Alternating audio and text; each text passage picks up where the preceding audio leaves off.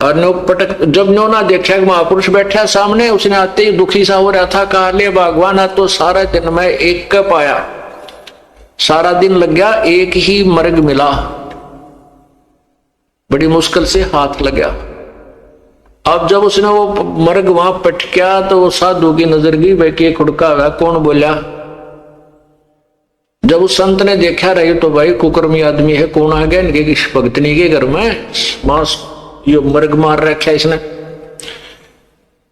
तो उस लड़की से पूछा बेटा यू कौन है, कौन आ गया तेरे घर में। वो कहने लगी जी ये भगत जी है आपका, ये आपका सेवक है। बाबा जी उठा लिया जोड़ा, जब अड़े कसूर गलत जगह आ गया भाई तू तो ये किसा सेवक मर्ग मार के ला रहा। तो फिर उसने देखा कि तो संत था, आया हुआ है आज तो तुम्हारे दरबार पे। अब उसके अंदर भी जो पूर्व जन्म की भक्ति थी वह जागृत होगी। परमात्मा कहते हैं कबीरा दर्शन संत के परमेश्वर आवे याद, और लेखे में वाहे गड़ी बाकी का समय बाद। तो उसी समय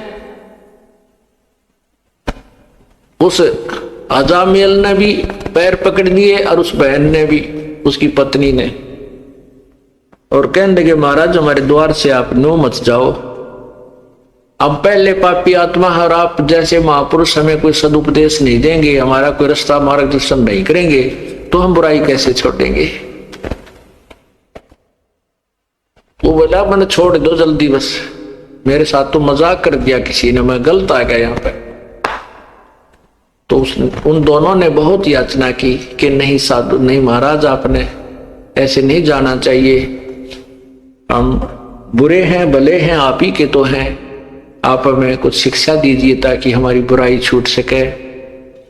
काफी आग्रह करने से संत ने दया आगी कि भाई चल इतना कुछ कह रहे हैं, गलती हो जाया करती है, और ये कहें भाई हम सुधरने की चेष्टा करेंगे तो ठीक है। कहने लगे भाई इस बीमारी ने बाहर घेर का, अभी आज से प्रण करो, कसम खाओ, प्रतिज्ञा करो कि ये बुराई तुम नहीं करोगे। अब कहते हैं साधु दर्शन राम का, मुख पे बसे सुहाग, और दर्शुनी को होते हैं जिनके पूर्ण भाग। अब वो पूर्ण भाग थे क्योंकि पिछले जन्म की कमाई थी, और किसी ना किसी जन्म में वो परमात्मा की शरण में रहे हुए होते हैं। जो प्रभु आते हैं प्रत्येक युग में आते हैं, और वही कमाई उनको मनुष्य जीवन दिलवाती रहती है। बाकी जो अन्य हठ योग आदि करते हैं वो तो मलाई यही खत्म खर्च करते रहते हैं, सिद्धियां प्राप्त करके या कोई राज्य प्राप्त करके फिर पैरेलल हो जाते हैं। तो उन्होंने उसी समय उस उठा के उस मर्ग को बाहर फेंक दिया और कहा महाराज जी बाजार से जाकर के हम बिल्कुल फ्रेश आटा लावांगे आपके लिए, अलग से भोजन बना देंगे, नहा धो के, आज के बाद हम कोई बुराई नहीं करेंगे, लेकिन आप हमारे द्वार से जाइए मत, हम शाकाहारी हो जाएंगे। अब उस संत ने कहा भाई ठीक है।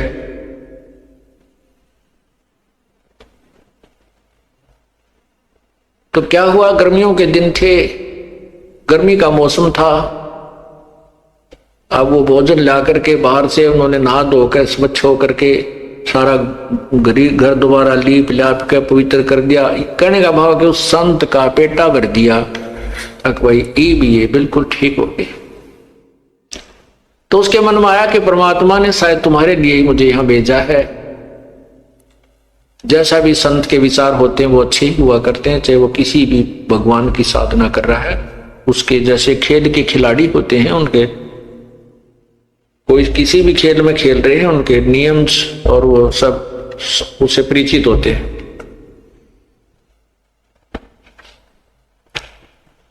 अब रात्रि के समय साधु तो भजन करने लग गया और वो दोनों जने पंखा लेकर के खड़े हो गए बारी बारी।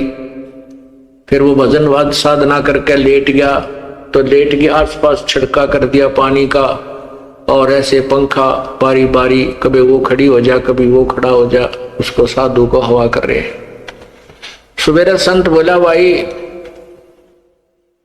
भक्तों एक काम करो, तुम नाम ले लो, भगवान का नाम जपया करो। तो वो कहने लगे महाराज जी मारे पर नाम में कोई लिया था, और कोई को बात करवा ले, कितना कठिन काम करवा ले, यो नाम नहीं लिया जाता। तुलसी पिछले पाप से हरि चर्चा ना भावे, जैसे जबर के भेगते भाई भूख विदा हो जावे। न बोले जी नाम नूम ताम लेंदे नहीं, लेते नहीं, बाकी आपके चेले पक्के हो गए, आप बुराई नहीं करेंगे, आपने कसम खा ली। तो संत ने सोचा अपने आत्माओं, जैसे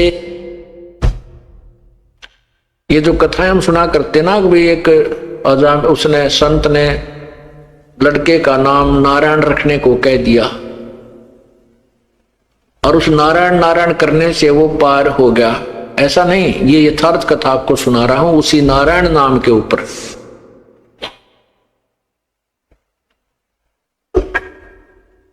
तो संत ने सोचा भाई इनके निकम्या के काम बिगड़ गए, गणे पाप गणे इकट्ठे हो गए, इसलिए इनके राम नाम में रुचि नहीं बन सकती, तो क्यों ना ऐसा तरीका कर दूं कि ये भगवान का नाम उच्चारण करने लग जाए। न्यू बोला भाई तुम्हारा लड़का होगा 10वें महीने, लेकिन उस लड़के का नाम जो मैं बताऊं वही रखना, उसका नाम तुम नारायण रख लेना। दोनों ने करबद्ध होकर कहा कि प्रभु जैसे आपकी आज्ञा, आपकी दी संतान जो होगी पुत्र होगा तो उसका नाम हम नारायण रख देंगे। ऐसा ही हुआ, लड़का हुआ, लड़के का नाम नारायण रख दिया। अब छोटा बालक बुढ़ापे में बहुत प्यारा लगता है, छोटा बच्चा वैसे भी ज्यादा प्रिय होता है, लड़का हो चाहे लड़की। तो वो लड़का जब उसके इतना मोह हो गया उस नारायण नारायण करता, वो लड़का थोड़ी इधर उधर हो जाता, घंटा 2 घंटे ना आता, तो वो नारायण नारायण करता हुआ उस बालक ने ढूंढ के लाता, चाहे वो जंगल में कितना कोई बेर ब्यार खाने गया हुआ होता, फल खाने के लिए वहीं से ढूंढ के ले आता। अरे कित गया तन जाकर खा जाएंगे, है जंगली जानवर, बेटा दूर मत जाकर, भयभीत रहता। उसके अंदर इतना मोह बन गया। एक दिन उसकी अचानक मृत्यु होगी, क्योंकि उसका समय जो है ना, उसकी मृत्यु होगी, उस अजामेल की मृत्यु होगी। तो उसको यम के दूत ऊपर लेकर गए धर्मराज के दरबार में, जहां अकाउंट होता है एज का, कर्मा का, कितनी आयु थी, कितने समय में यू मरा, इसने कैसे पुण्य कितने पाप किए। जब उसकी मृत्यु होगी तो उसकी पत्नी ने देखा कि तो मर गया अचानक। 2-4 दिन से वो अस्वस्थ भी चल रहा था। उसकी मृत्यु होते उसकी पत्नी ने हाहाकार मचा दिया। उसका कोई साथी था नहीं, ना कोई गांव का सहयोगी था, सब उससे नफरत करते थे। तो उसने सोचा इसका अंतिम संस्कार यहीं अपने आंगन में ही कर देती हूं। उसको घसीट कर एक साइड में कोने में रख लिया और उसके ऊपर लकड़ डालने शुरू कर दिए। लकड़ लाने लगी, इधर उधर से इकट्ठे करके चिता बनाने लगी। 1 घंटे 2 घंटे के बाद उसकी वापस चेतना आ गई, वो जीवित हो गया। तो ऊपर उसने देखा, वो जब वापस आया तो उसकी पत्नी बुरी तरह रो रही, वो लड़का भी रो रहा, और उधर से वो चिता बना रही, लकड़ी ढो ढो के इकट्ठे करने लग रही। तो वो कहने लगा तू क्या कर रही है, क्यों रो रही है, क्या हो गया घर में। तो अपने पति को जीवित देख करके उसको खुशी तो हुई, लेकिन जो दुख वो महसूस कर चुकी थी, वो दुख अभी भी उसके हृदय में विद्यमान था। और रोती रोती कहने लगी आप मर गए थे, आप जीवित कैसे हो गए, आप तो चले गए थे हमें छोड़कर। इस दुख में रो रही थी कि अब हमारा कौन है यहाँ पर, मैं किसके सारे रहूंगी अकेली जंगल में, मेरे ऊपर तो पहाड़ टूट गया था। तब उसका यकीन हुआ रे सचमुच मैं तो मर गया था। क्योंकि ऊपर जब धर्मराज ने उसको कहा